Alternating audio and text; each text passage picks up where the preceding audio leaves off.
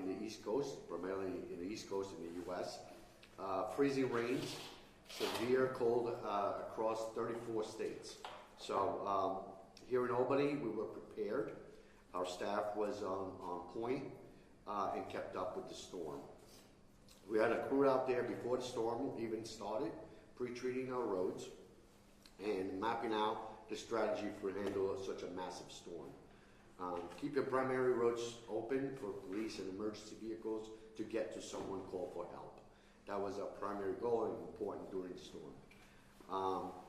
We had no fatal accidents during the storm. You hear that throughout the media in other states. Unfortunately, accidents and fatalities did occur, but not in our area. Residents heard a message to stay home, and they were off the roads, which was mostly appreciated by our crew. Starting on the first night of our snow emergency, we had our crew working a 12-hour shift as implemented in our plan and around the clock. On the first night, we had about 208 staff members and 12 contractors and 14 haulers on call and present on scene. We cleared around 13,782 cubic yards of snow that night. And I want to be clear that that's a moving train, because we continue to haul cubic yards of snow as that number is going to increase substantially post-storm. We'll have a final number. On the second night, we had about the same amount of contractors, and we cleared about 9,600 cubic yards of snow. Our people, our staff, were working hard during the storm and have continued to work hard during the regular scheduled meeting. The work is not over for us, and the snow continues to be removed. We are utilizing weekly move-overs, as the police chief has mentioned, signage in neighborhood throughout the city to remove the snow. We have no more place to put the snow, and the piles are getting bigger and bigger as we go through. We expect the total cleanup in about, like I said, 2 weeks, 7 to 10 days, 14 days. Our crew continues to address crosswalk and that needed to be open. And now we're removing the mountains of snow at the crosswalks and the intersection to give a clear view to the residents and to also the drivers. I want to mention that we might pause that this weekend a little bit because we're expecting another snow event, but then we will continue again as soon as the snow ends. We're enforcing the city code that requires property owners to clear public sidewalks and public right-of-way in front of their residents, and our department continues to tackle any sidewalk the city responsibility. We have been working with the Albany Police Department and Albany Fire Department to identify areas that still needs and are needing getting done. We anticipate a ramp-up of those efforts this weekend. Adhering to the move-overs is critical and for our plows and our heavy equipment to remove the mountains of snow, so we can get 100% of our job done. We appreciate residents who have done their duty to remove the car or move over and then come back when it was allowed to go back. Move their cars, as the chief mentioned. We're not in the business of towing your car. We're not in the business of giving you tickets. And so the more cooperation we get, it's easier for us and faster for you. Thank you, everyone. Thank you, Mayor. Thank you. All right, so a few points were made. This is the third leg of this race, and it is the longest. So I just hope that our residents, business owners can be patient with us as we continue to remove and clear snow. It will not happen overnight. The other main point to be made is that the City of Albany was ready. I know that we have received a lot of calls here, and in some cases, some complaints, which we accept, and we're always looking for ways to improve, but the City of Albany was ready and prepared, and as our commissioner mentioned, our men and women over at DGS, the police department, the fire department, the parking authority, they truly have been working around the clock to ensure that people remain safe during this unprecedented snowfall and continue to ensure that people are safe. I just want to close by reiterating, and Commissioner Panunzio mentioned there's more snow coming. There's more snow coming. Please sign up for Nixle. So many people whose cars were towed said, we didn't know that there was a snow emergency. And so to our residents, tell your neighbor who might not be on social media, who might not pay attention to the news, please spread the word that we want residents and visitors to adhere to our parking requirements. So please move your cars over if they need to be moved over to prevent being towed. We also know that people are still dealing with sidewalks that have not been cleared. We ask you to call 518-434-CITY. If your neighbor has not cleared their sidewalk and you've asked them multiple times, please report it to 518-434-CITY, or you can use C-Click-Fix. We encourage residents to sign up for C-Click-Fix also, and you can report it that way. And please sign up for Nixle. With that, thank you so very much. Thank you for your patience, and I'll take on-topic questions. I have a question about, when you first started messaging ahead of the storm, obviously you're mentioning storms at the beginning, middle, and end, but you didn't quite, or city officials didn't quite say, this is going to be about a month all in, when you're saying that the next 2 weeks are going to still be cleanup. Do you think maybe you should have let the city know that we were in for about 4 weeks of storm and then aftermath, just so people had like a sense of how long this was going to take and how much kind of disruption there was going to be? Thank you. That's a good question, a good point. Going into this, we were learning as residents were learning, in the sense that, and I'll let Commissioner Panunzio speak further. For me as mayor, I don't want to give people misinformation. And so as we were receiving the information, we were getting the information out in a timely manner. And so it wasn't about withholding information. It was about waiting and watching to see what the snowfall accumulation would look like. It also is contingent upon resources. It costs to have streets and sidewalks cleared, the trucks that are brought in, and some of those factors are outside of the city's control. We are utilizing vendors that other municipalities also utilize, and so it's very difficult to say, oh, we're going to have streets and sidewalks in the city cleaned in a month's time, because it is contingent upon so many other factors. Commissioner? Yeah, it's a very good question, but I just want to mention that the storm, we were getting numbers from the storm varying from 8 inches to 24 inches, and it was really an hour by hour prediction. So as the mayor said, we don't want to give wrong information. Last report I got was 10.1 inches if we turned out to get 14.5. So the storm really dictates how we respond to it, and unfortunately, we can't predict the storm. And it is very difficult for us to make a tangible and say, this is it, where that ambiance could change, wind could change, and condition could change. So, it is something that we have to follow. The storm dictates our response. The storm dictates how we handle the situation. So yeah, 14 inches, it's a lot. And all at one time, we had poor visibility for a couple of hours. And the snow, as accumulates, that 14 inches now becomes 24 inches on the curb, because you have the 14 inches from the street plus 14 inches. So now it's the labor-intensive work that we need to go through and clear those mounds. So yeah, it's a good question, but the storm really dictates how we respond. I've been here a long time, so in all fairness, whenever there's this much snow and whenever we're in this kind of deep freeze, it always takes a long time. I think what the mayor's trying to do is make sure that the community actually knows what we're doing and why it's taking this long.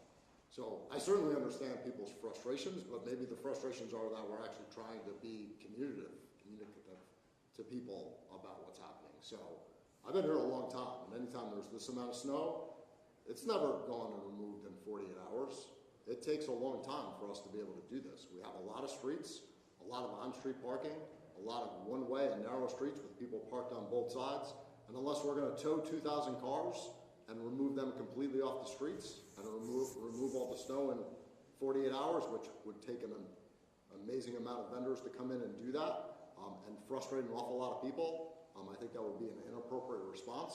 So the fact that it's taking some time and we're doing it in a safe, efficient manner that's not interrupting everybody's life, I think is the responsible way to do things. Thank you, Chief. And I'll just add, our ability to clean and clear is also, it takes partnership with residents and visitors to move the cars, and we had cars that had not been moved, which slowed down our operations. Some of you who, the day of the snow emergency, I was driving down Washington Avenue, and we had trucks lined up. They were lined up waiting because they could not get down one of our streets because the cars were still parked on the wrong side. And so those vendors were here, they were ready to work, get to work clearing, and they had to sit because we were waiting for residents to come out and clear the street and move their cars. And the other point that was made in millennial talk, young people talk, Mother Nature is undefeated. We cannot outdo and outpredict Mother Nature, so we do our best. Other questions? I have a two-part question about the notification. Is there a way to kind of notify residents more when there has been there's noticed requested streets for there to be relocation? Like that there is a way to notify the people that, oh, there's, I don't know, 18 cars on this one street. Try to get any kind of neighborhood cooperation going on that.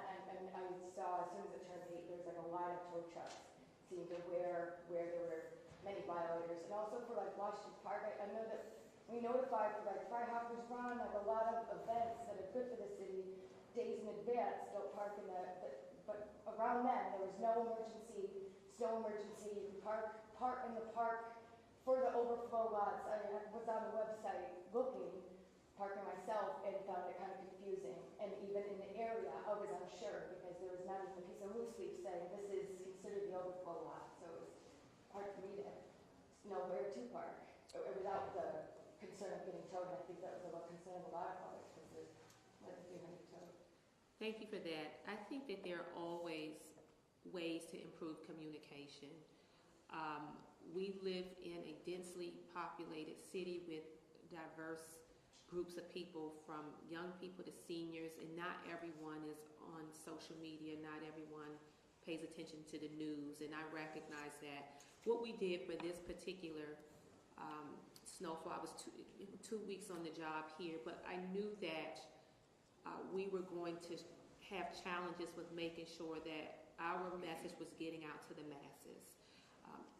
To address that, we activated our community partners. So instead of just posting things on our social media, on our website, we also sent out communication to other elected officials, community partners, faith leaders, neighborhood associations, the school district. We sent the message out far and wide because we understand that they have a constituency that we may not be in touch with. And so that was activated promptly, sending correspondence out to community partners, and we did that throughout our snow response. We also worked with our county exec to open up additional lots to make it convenient, and we had several press conferences, again, updating information constantly, understanding that people are still, going to miss communicating with some groups of people. We have taken all of this feedback into consideration, and we're already preparing for the next snowfall, hence why we've been saying today, sign up for Nixle, sign up for Nixle, sign up for Nixle. We are also going to implement additional strategies, more signage, because we know that people receive information differently. People are looking for those signs on trees and more conveniently located for the person who's not on social and not paying attention to the city's website. So we hear residents and business owners and visitors loud and clear, and we will continue to work to improve sandwich boards. We've talked about having those more visible in the future. Chief, did we have those up for this, the sandwich board? We had variable message boards, but we did not have the same boards. Okay. So we are always looking to improve, and thank you so much for that question. As you kind of are working on messaging and obviously the crooked timber of humanity that is maybe isn't always paying attention or out of compliance, either willfully or not, you're also, by the 14th, you're going to add some new residential parking zones. That's going to be happening amidst all the other cleanup and so forth. Has any thought been given to delay that to get the message out? I know I've heard from people that it's come as a surprise to them. They had no idea it was coming. Do you think doing the parking and cleaning the streets and then also changing some of those parking rules in a couple of neighborhoods, doing those at the same time is going to add to confusion? There's always a risk for adding to confusion. What we are attempting to do is simultaneously, again, keep the communication flowing and keep updating residents on some of these changes that are happening in real time. The expansion of parking is something that some of our residents have been wanting for a very, very long time, and I wouldn't want to delay that. And so it's on us to continue to communicate, but we also need residents to help us with getting information out, our neighborhood associations, other community partners, so that it cuts down on the confusion more so, and we are still able to be responsive to what our residents want and need, and more parking is something that people have been asking for. You had a question? Yeah, sorry if this was already said, but some of the fees, I understand, have been waived, but of the 300 vehicles towed, those who were fined, how much did it cost residents per vehicle, and what will the money be used for? You mean what was the fee for the ticket? Yeah, towing fee, parking fees, anything like that. Do you have those numbers? I mean, the parking fees are it's a relatively standard ticket. It's $50 for $50 for snow obstruction. For the tow fees, I'm not sure what the tow fees are. The 195. Yeah, 195 tow fee for the car. So parking fees, parking tickets, money goes to the city. The tow fees, I think, mostly go to the tower. They all go to the tower. Yeah. So the tow fees go to the tower. Parking tickets go to the city. Okay. This will be the last question. So, more on the statistics side of things. So, where will snow be dumped, and also how much of the percentage of the city still needs to be snow removed? First of all, every storm is different. One of the things that we did plan, and I'm sure after this is all done, we'll learn things, how we can do things better after this storm. Every storm, it's amazing how you learn something to improve things better. The snow is currently being dumped. Our facility, DGS, we have an area designated that's called the snow dock. And that's where the haulers and our trucks now are taking it from the streets and staging it there. And hopefully, I'm sorry, Mother Nature will do their thing and start melting it, and goes back into the system. As far as that used to be also a thing that we learned from a past snowstorm.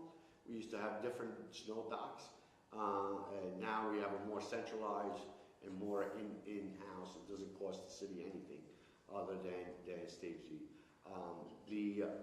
What was the other question? The percentage, if you have, how much snow so needs to be We different zones are different. We're about 80% completed.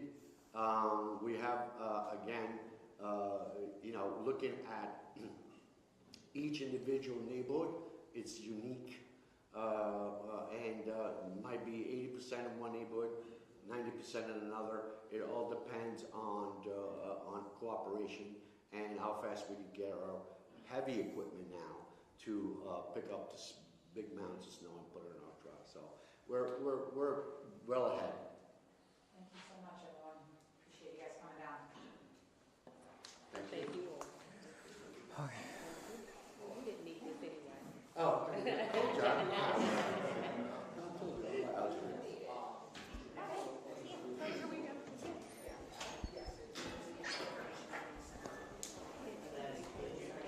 Pinch hit. Pinch hit. No, I was just a late edition. I got called up from the minors.